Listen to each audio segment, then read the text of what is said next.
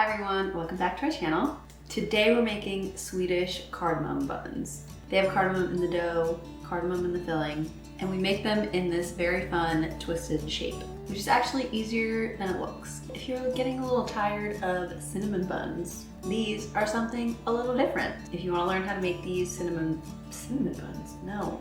If you want to learn how to make these cardamom buns, keep on watching. For the cardamom bun dough, you're going to need 150 milliliters of milk, 2 teaspoons of instant yeast. You can also use active dry or fresh yeast, 1 whole egg and then 1 egg yolk, 50 grams of sugar, a half a teaspoon of vanilla extract because vanilla makes everything better, half a teaspoon of salt. For the dough, we're only going to use 4 tablespoons or around 57 grams of unsalted butter, 375 grams of all-purpose flour, and last but certainly not least for cardamom buns is ground cardamom. The first thing that we're going to do is make sure that our milk is lukewarm in temperature. So if you just brought it out from the fridge, pop it in the microwave for around 20 or so seconds.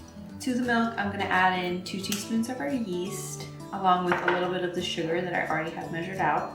And we're just doing that to make sure that our yeast is working properly. If in doubt, you can always look at the instructions on the yeast that you are using.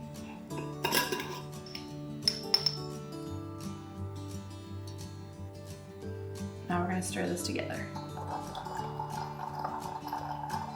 I'm going to let this sit for around 10 minutes. Our yeast has bubbled up, so now we're going to mix our dough. I will be using my trusted stand mixer with the dough hook attachment for this, but you can also knead this by hand. I'm adding in our milk and yeast mixture. I'm going to add in 1 of our eggs.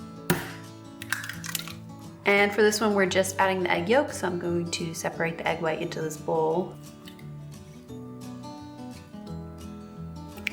going to add in our vanilla, adding in the rest of our sugar. I'm just going to break up the egg yolks and mix them in. I'm going to add in our flour. I'm adding in our salt. And then our ground cardamom. We're gonna mix this together until it forms a scraggly dough, and then we'll add in our butter. Oh, and I did forget to mention, the egg should be room temperature and the butter should be softened.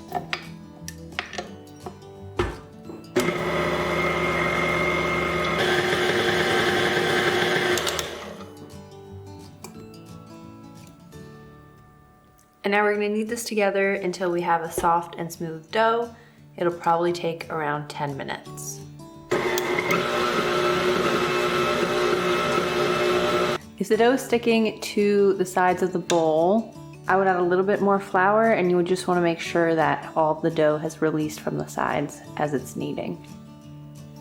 Sometimes you may need to add a little bit more flour than what our recipe says, just because anything from the humidity in your house to your altitude to a whole bunch of other external factors can affect how much the dough hydrates that day. So today we're adding a little bit more.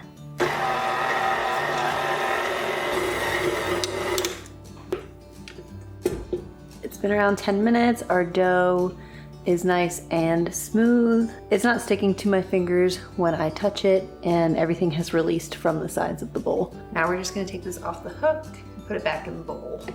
Now that the dough is ready, we're gonna cover it in some plastic wrap.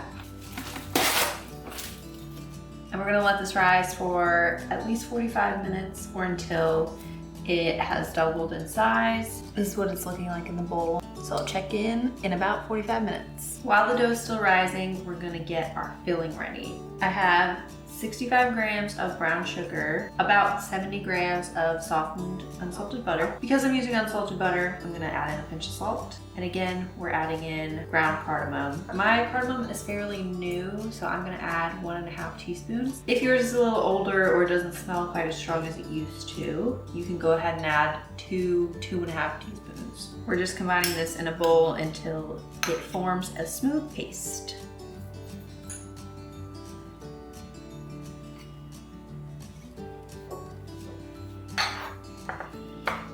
Everything has come together into this smooth paste. I'm gonna set this aside until the dough is ready. Our dough has risen. It did take closer to an hour and 20 minutes. It's a little bit colder in the house today. Here's what it looks like after rising. It should be pretty much doubled, and then when you poke it, it should leave a nice little indent like that and not just spring right back. I have a rolling pin handy, and we're gonna turn this dough out onto a work surface. I don't have any flour on this because this dough doesn't tend to stick because of all the butter in it. I'm pressing this into a rough rectangle, and then we're gonna start rolling it out.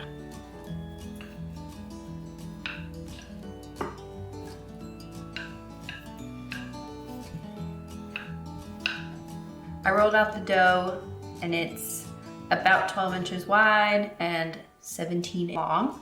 Now we're gonna spread our filling just on the top half of the dough. And I like to use this offset spatula, but a butter knife will do the job just fine. Now that's spread on there, we're going to fold over the bottom half.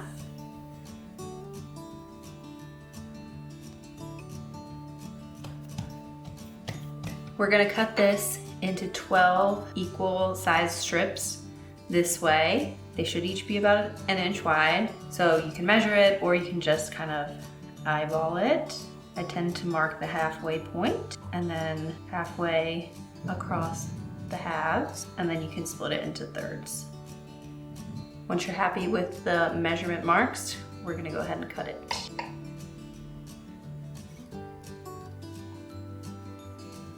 And now for the shaping part. With each strip, hold it with 2 fingers and the thumb in my left hand, twisting it clockwise with my right hand as much as it'll allow. And then I'm gonna twist it counterclockwise around the 2 fingers that's holding it, and then pass the end of the strip through the middle and kind of press the end that I was holding with my left hand together with that top.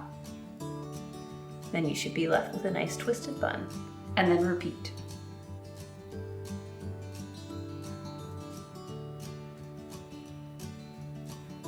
I have 2 baking sheets.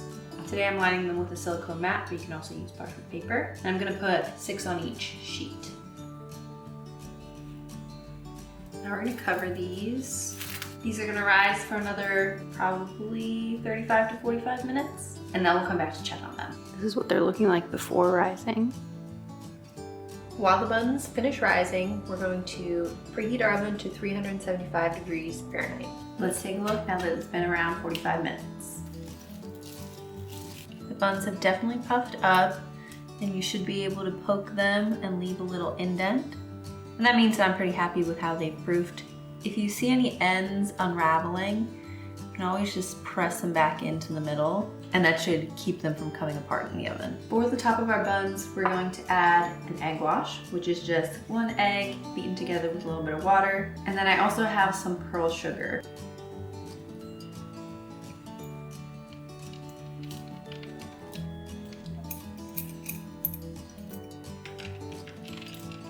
Our buns are ready. They're probably gonna be in the oven for around 10 to 12 minutes.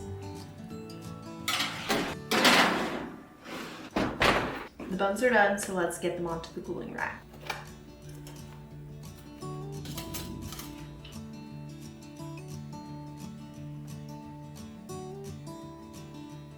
These have been cooling for around 15 minutes, so they're still a little bit warm, so I'm gonna try one.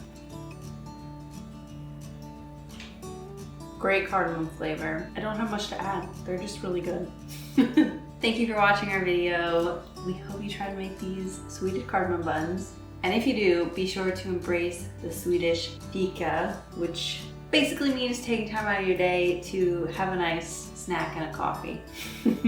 And these are the perfect pastry to go with your coffee. Anyway, we'll see you for the next video. Bye.